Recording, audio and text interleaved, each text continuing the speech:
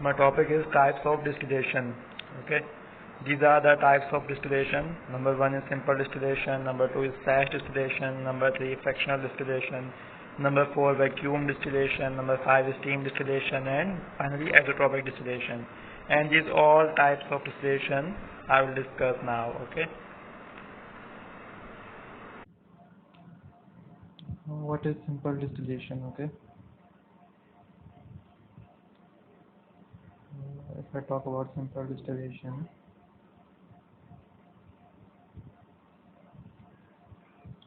okay, then simple distillation is actually a distillation in which there is no concept of reflux. Okay, simple distillation, we can separate mixture into its components on the help of its boiling point. The component which is more volatile uh, will boil first and will convert into vapor first, and the liquid which has high boiling point uh, is considered as residue. Okay, we can take it as a residual product, and the more volatile component is will convert into vaporized form and will pass from condenser.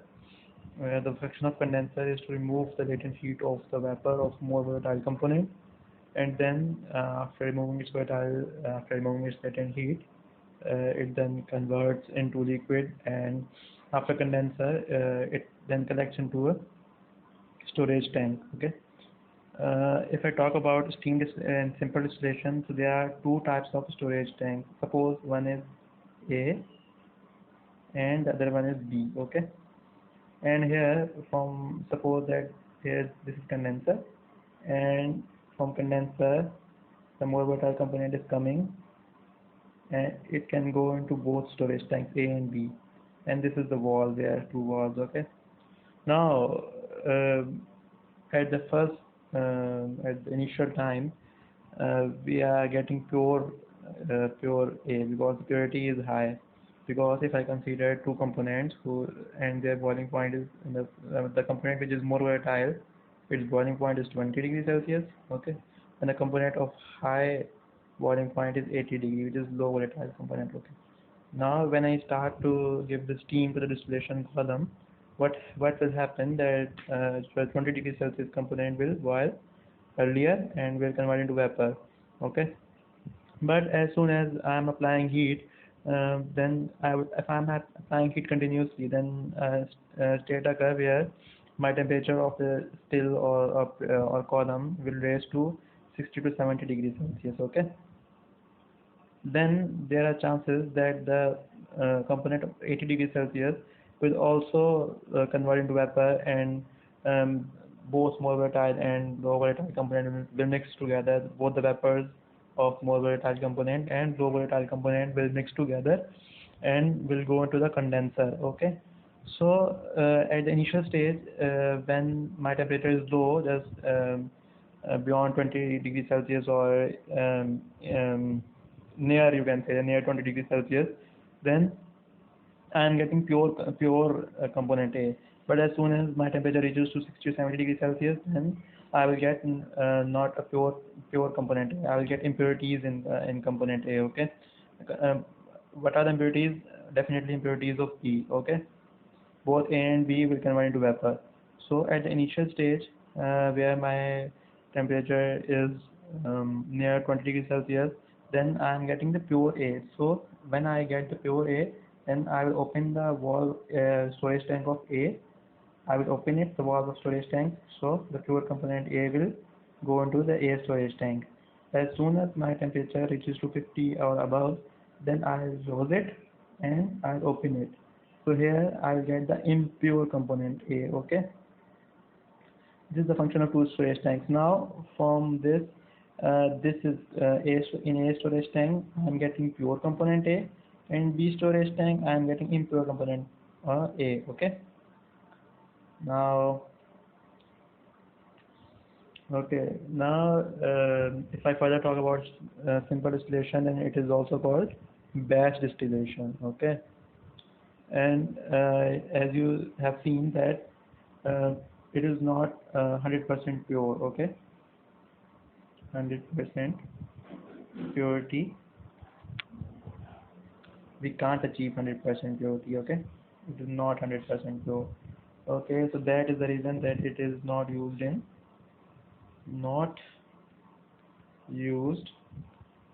in industries. Okay,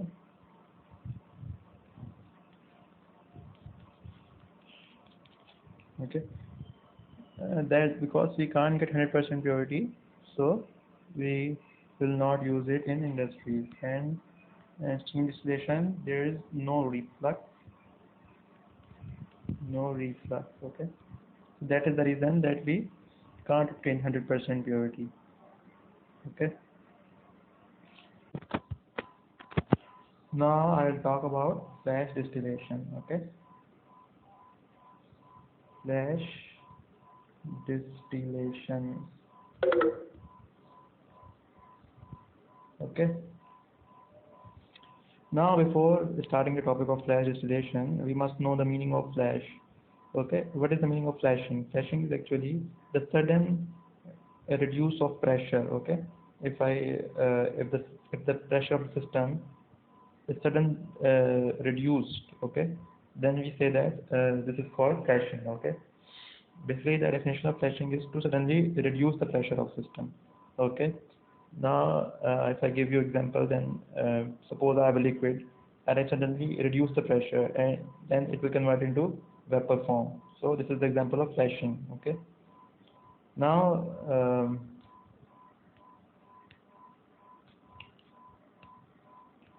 now if I talk about flash distillation, then suppose this is a column and this is a feed entering from here, and here this is the heat exchanger, and this is the pressure reducing valve. Okay, this is the pressure, this is the pressure reducing valve, this is heat exchanger, and this is a column. Okay, so suppose feed is A plus B, we have binary mixture, A plus B is our feed. Okay, suppose the boiling point of A is 20 and B is suppose 80. Okay, now as we pass the feed from the heat exchanger, suppose it will get heat to 10 degrees Celsius. Now after coming from the heat exchanger, both A and B will be in liquid form. Okay, here both A and B will be in liquid form after coming from heat exchanger.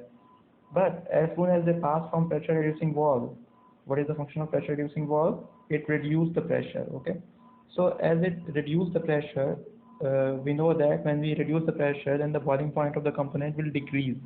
Okay, suppose here at this stage the temperature is 10 degrees Celsius of the mixture. Now if I reduce the pressure, so what will happen, that the component A will boil at 10 degrees Celsius, because whenever we decrease the pressure, then what will happen, at the boiling point will reduce. Suppose the water boils at 100 degrees Celsius at 1 atm. If I reduce the pressure, that is 0.8 atm, then it will boil at 70 to 80 degrees Celsius. Okay, so the same phenomena is taking place here.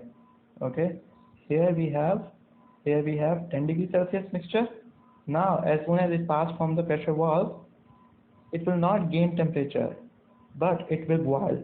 It will boil at 10 degrees Celsius. Component A will boil at 10 degrees Celsius by not gaining the temperature, because by decreasing the pressure. If I decrease the pressure, then the boiling point is reduced. Now at 10 degrees Celsius, the component A is converted into vapor form and B is in liquid form. Now at this stage, after coming from pressure reducing valve, as here component A is in vapor form and B is in liquid form. So it is very easy. Now component A can be collected from top because it is in vapor form.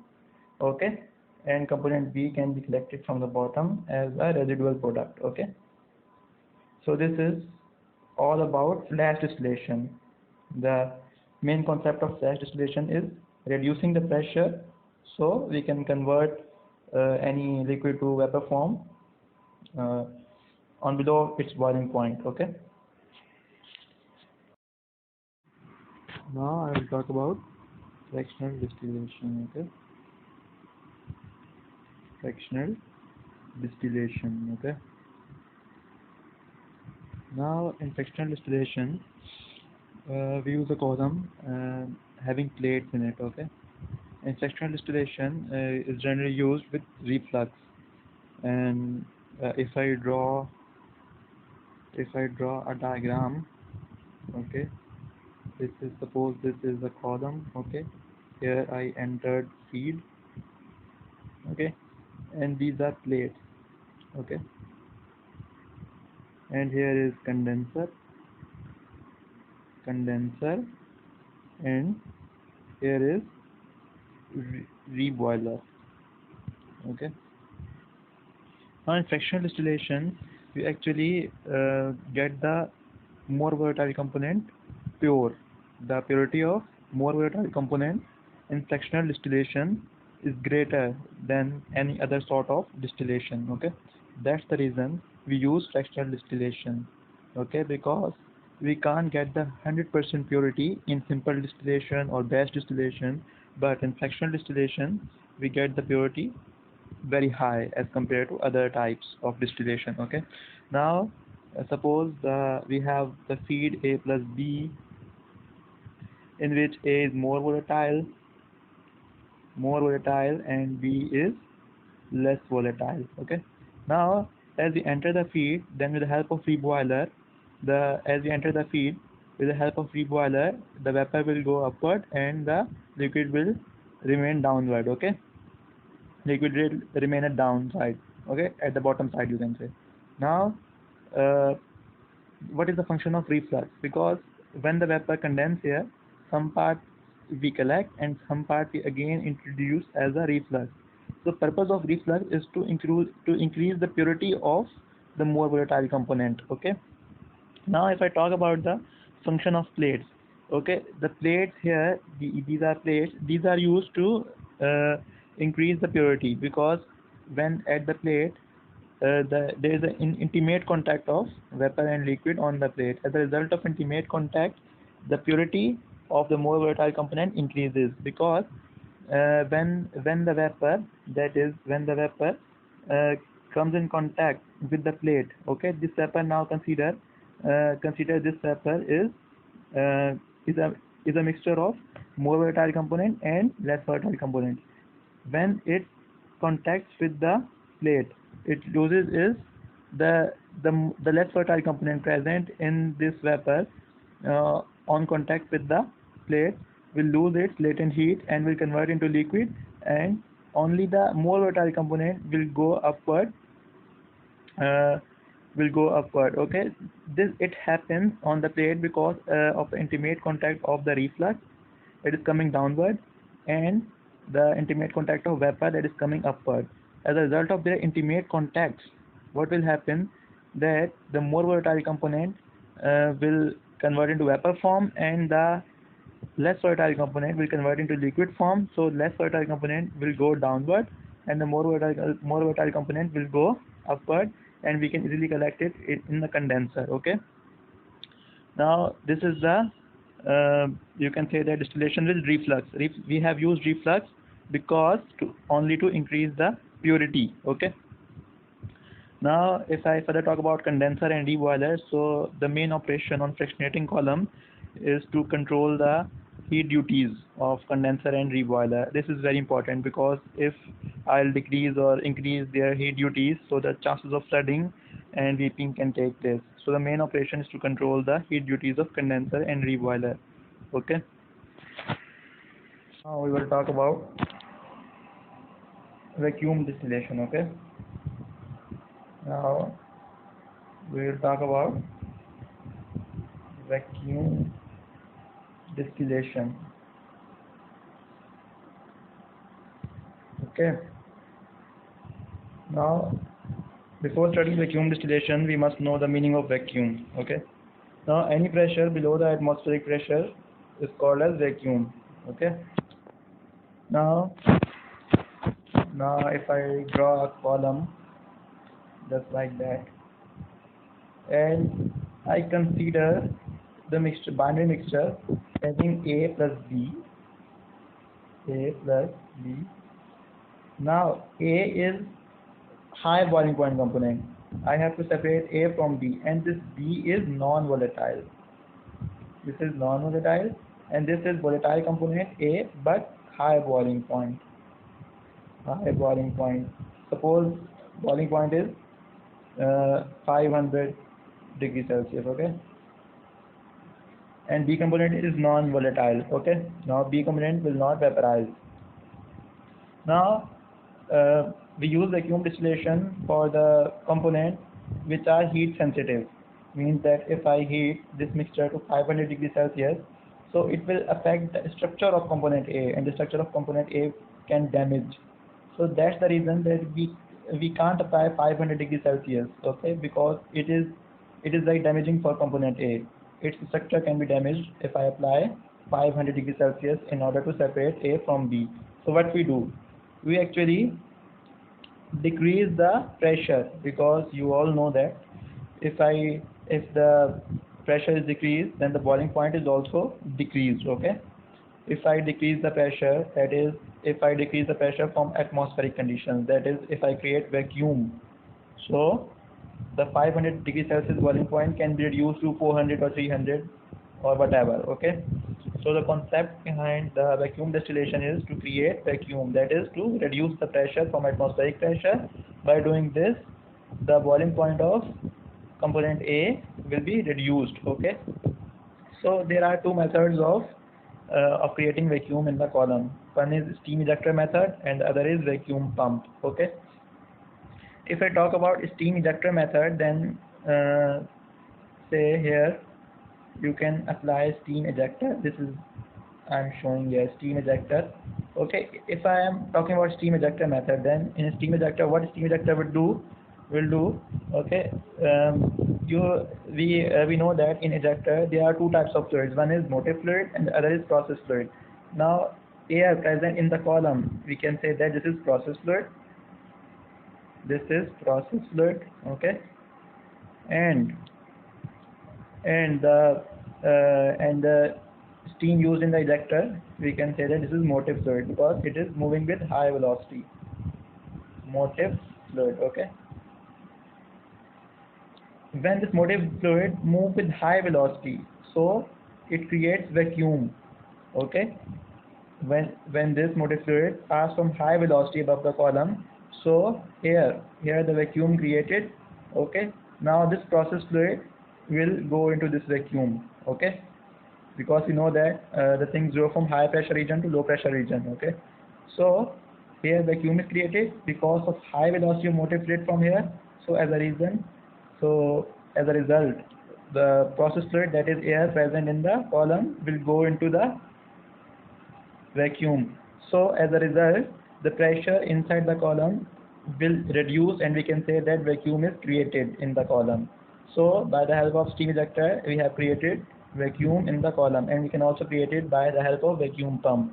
So now what will happen, that if I apply temperature of, I think by creating vacuum, now component A will vaporize, suppose at 300 degrees Celsius, instead of, now component A will boil at 300 degrees Celsius instead of 500 degrees Celsius, because of creating vacuum. Okay, now this B will be residual product, and we can obtain A at 300 degrees Celsius, suppose. Okay, on basis of supposition. Okay, now by this way we have converted A into vapor form by decreasing the pressure by creating vacuum. Okay, now it's time for steam distillation. Steam distillation.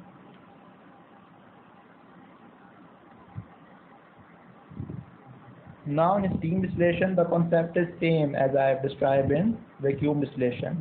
Again, the relation of boiling point and pressure is used in steam distillation. Okay, now if I draw the column, again the same feed, you can consider same feed as I discussed in previous vacuum distillation. A plus B, B is non-volatile, A is high boiling point but volatile, okay, and consider it 500 degrees Celsius, okay.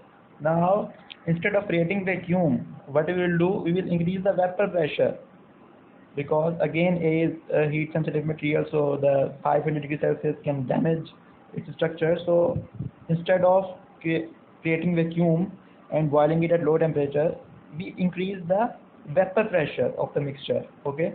By doing so, when a vapor, you know that boiling point occurs when vapor pressure and external pressure becomes equal.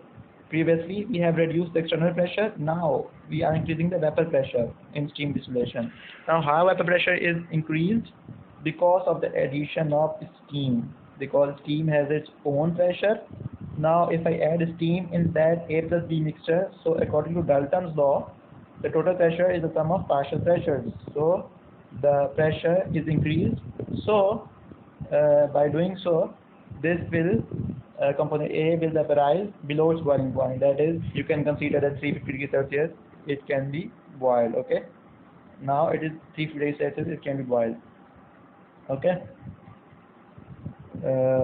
Now consider here. Suppose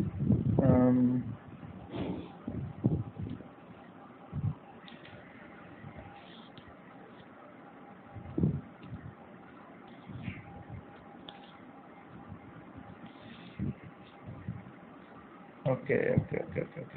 Now here you can see that with the help of steam, I have increased the vapor pressure of the mixture. So as a result, now vapor pressure will become equal to external pressure in short interval of time by taking small amount of temperature, less from 500 degrees Celsius. Suppose at 350 degrees Celsius.